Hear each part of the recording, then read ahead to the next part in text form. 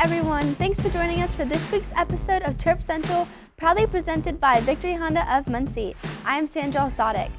We start with football as the Cardinals defeated Toledo 52-14 Saturday on homecoming. SportsLink's own Jack Kaiser had a call to remember. Tight formation for Ball State. Three receivers close to the line right. Kyle Schrenk, the tight end, in motion from right to left. Plitt under center, 1st and 10 from the Toledo 38. It's a trick play. Throw back to Plitt after the pitch to Fletcher. Throwing downfield for Miller. Wide open. Touchdown, Ball State. Plitt to Miller. A 39-yard strike, and Ball State's up 16-0.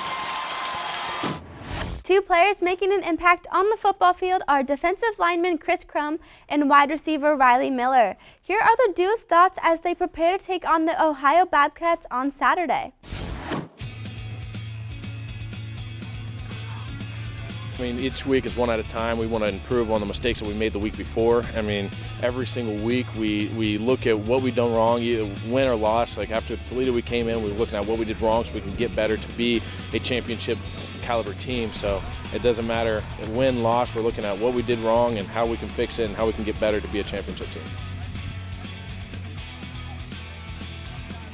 I'd say the improvements with this team are mainly just, it sounds kind of strange saying this, but being more of a team, being more of a family and having the guy next to you's back. Just because, I mean, last year I think we lost 3 or 4 games by 8 points or less, and now we can win those games, or we can come up from behind and win those games.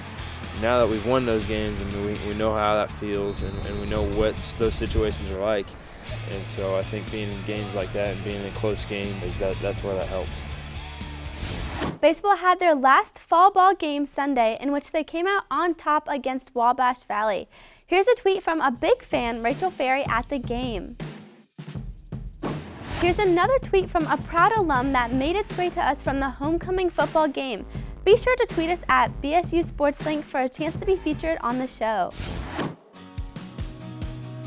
Victory Honda of Muncie is proud to support the student athletes at Ball State and the students in SportsLink. For more info, visit victorymuncie.com. Soccer had a great weekend beating MAC undefeated Bowling Green and is now ranked 2nd in the conference. Nicky Potts and Tristan Studeville break down what they expect going into this weekend against Kent State and Ohio. I think we've got loads of confidence now because we've just beat Bowling Green for the first time. So I think we're going to be pretty confident going into these last few games that we're going to get the wins. I think as a team we're very confident. I think as a team now we know where we want to go and we know how we're playing with each other now. So I think we're going to be pretty good playing as a team this weekend because we're all confident. It's going to be a good game.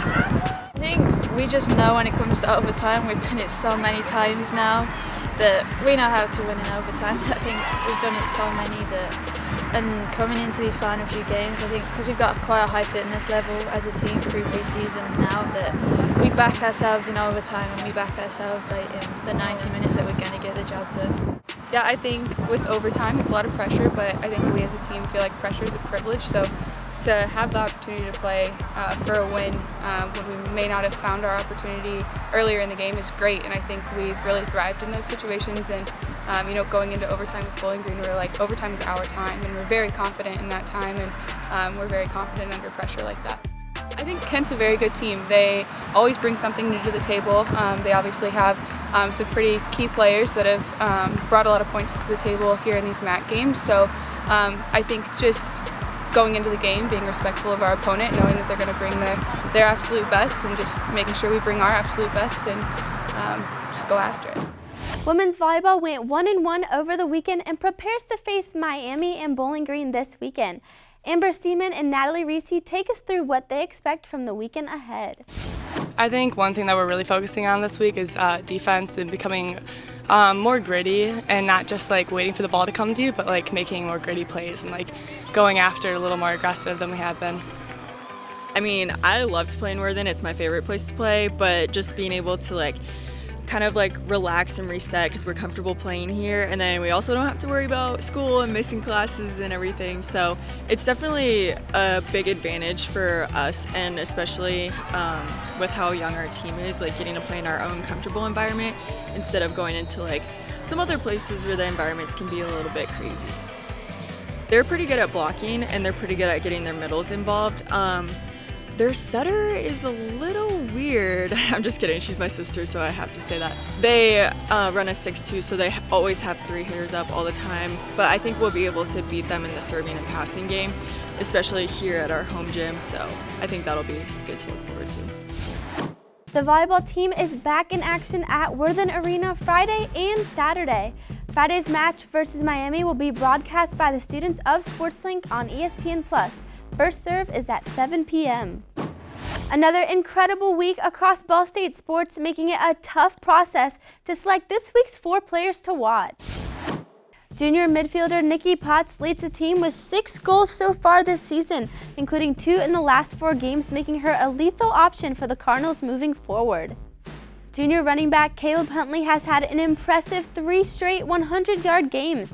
It is the first time he has accomplished the feat and faces an Ohio team that allowed 214 rushing yards last week against Kent State. Senior setter Amber Seaman posted 49 kills versus Miami last season and faces a familiar face when the Cardinals host the Red Hawks. Amber's sister Morgan is a setter on the team, making for an exciting matchup between the sisters. Sophomore Abby Frenzy owns a shots on goal percentage of .562 this season and has created pressure on opposing defenses all season long. That does it for this week's edition of Chirp Central, presented by Victory Honda of Muncie. Thank you for watching, and be sure to follow Ball State SportsLink on Twitter at BSU SportsLink and on Facebook and Instagram. Chirp, chirp!